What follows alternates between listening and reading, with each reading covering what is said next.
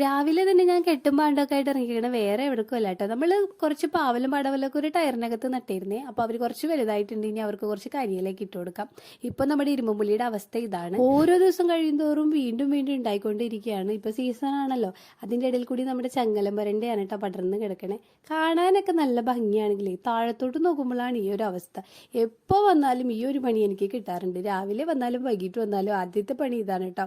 അതല്ല ഏറ്റവും വലിയ രസം. ഇതെല്ലാം പറക്കിയത് കൊണ്ടുവന്ന് കളഞ്ഞ് തിരിച്ചെത്തുമ്പോഴേക്കും വീണ്ടും വീണിട്ട്. അപ്പോഴാണ് ഞാൻ നമ്മുടെ കോവലും നാരകവും കൂടിയും പുതിയ ചങ്ങാത്തം കൂടിയൊക്കെ കണ്ടത്.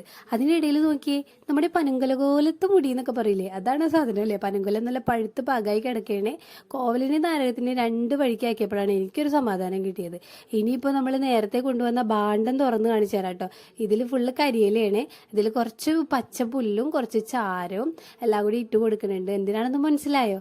കമ്പോസ്റ്റ് ഉണ്ടാക്കാനാണ്. നമ്മൾ കരിയിൽ ഇതുപോലെ കമ്പോസ്റ്റ് ചെയ്ത് കൊടുത്താൽ നമ്മുടെ ചെടികൾക്കൊക്കെ നല്ല വളമായിട്ട് ഉപയോഗിക്കാം. കുറച്ച് പുളിപ്പിച്ച കഞ്ഞിവെള്ളം ഒഴിക്കുന്നുണ്ട്. ഇനി ഇത് തണലത്ത് ഇതുപോലെ ഈർപ്പത്തോടു കൂടി തന്നെ ഇങ്ങനെ കെട്ടി വെക്കുകയാണ്. നമുക്ക് വേണമെങ്കിൽ കമ്പോസ്റ്റോ ചാണകപ്പൊടി എല്ലുപൊടിയൊക്കെ കുറച്ച് അളവിൽ അതിൽ കൂടി ഇട്ട് കൊടുത്താൽ നല്ല വളമായിരിക്കും കേട്ടോ. ഇനി ബാക്കിയുള്ള കഞ്ഞിവെള്ളത്തിൽ വെള്ളം ഒഴിച്ചിട്ട് ഞാൻ ഇതുപോലെ ചാരമൊക്കെ ചേർത്ത് വെക്കുകയാണ്. മുളക് ചെടിക്കും പച്ചക്കറികൾക്കൊക്കെ നല്ലതാണ്. അത് വൈകുന്നേരം ഒഴിക്കുള്ളൂ കേട്ടോ. എടുത്തു വെച്ചേ. അതെല്ലാം കഴിഞ്ഞ് തിരിച്ച് ഇങ്ങോട്ട് വരുമ്പോഴാണ് ഇവിടെ ഉപ്പ നമ്മുടെ കാച്ചിൽ കൂട്ടനെ പറിച്ചെടുക്കണത്. ഈ കാച്ചിൽ പ്രത്യേക തരം കാച്ചിലാണ്. എല്ലാം മണ്ണിന്റെ ഇടയിലാണെങ്കിൽ ഇത് മണ്ണിന്റെ മേലെയാണ്. നമ്മൾ വെറുതെ കളഞ്ഞ കാച്ചിൽ മുളച്ചു വന്നതാണ് കേട്ടോ. അതാണ് ഇങ്ങനെ ഇരിക്കണേ.